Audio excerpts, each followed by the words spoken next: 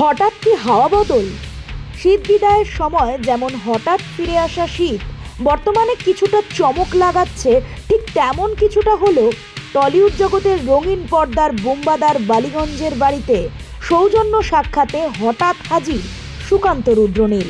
আর এতেই শুরু হয় গুঞ্জন। তবে কি প্রসেনজিৎ চট্টোপাধ্যায়ের নিজ বাসভবনে বিজেপির প্রতিনিধিরা গিয়েছিলেন বিশেষ কোনো রাজনৈতিক উদ্দেশ্যে? উত্তর এলো না, এটা শুধুই সৌজন্য সাক্ষাৎ। এদিন প্রসেনজিৎ চট্টোপাধ্যায়ের বাড়িতে শাল আর ফুলের তোড়া দিয়ে তাকে বরণ করে নেন সুকান্ত মজুমদার আর রুদ্রনীল ঘোষ। প্রসেনজিৎ চট্টোপাধ্যায়ের হাতে তুলে দেওয়া হয় রামলালার মূর্তি। প্রসঙ্গত সদ্যই গত মাসের 25শে জানুয়ারি পদ্মশ্রী পুরস্কার পেয়েছেন প্রসেনজিৎ চট্টোপাধ্যায়। এই খবর পাওয়া মাত্রই শুভেচ্ছার বন্যায় ভাসছেন নায়ক। তবে এবার তাকে শুভেচ্ছা জানাতে তারই বাড়িতে এলেন বিজেপি প্রতিনিধিরা।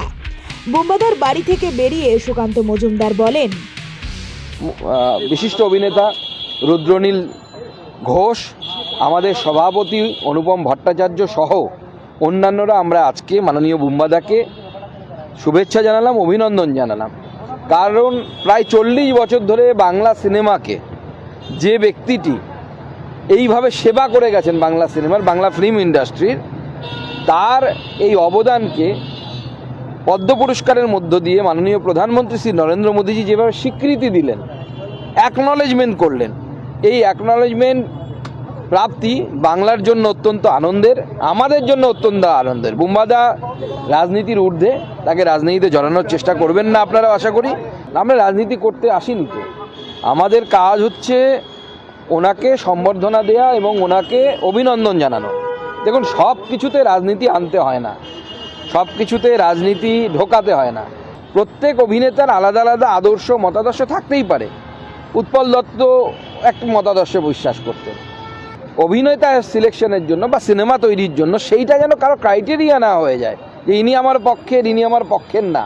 দেখুন, আমি নিজে একজন ফিল্ম লাভার এবং আমি ওনার বহু সিনেমা দেখেছি। যে সিনেমার কথা বললাম কাকাবাবু সিরিজ, তার সবকটা আমার দেখা আছে। তো স্বাভাবিক, যখন ফিল্ম নিয়ে যখন আলোচনা হচ্ছে, যে কোনো আর 5টা বাঙালির মতো আমিও তো সিনেমা দেখতে ভালোবাসি, আমাদের আলোচনা ফিল্ম নিয়েই ছিল, কোনো রাজনীতির আলোচনা হয়নি।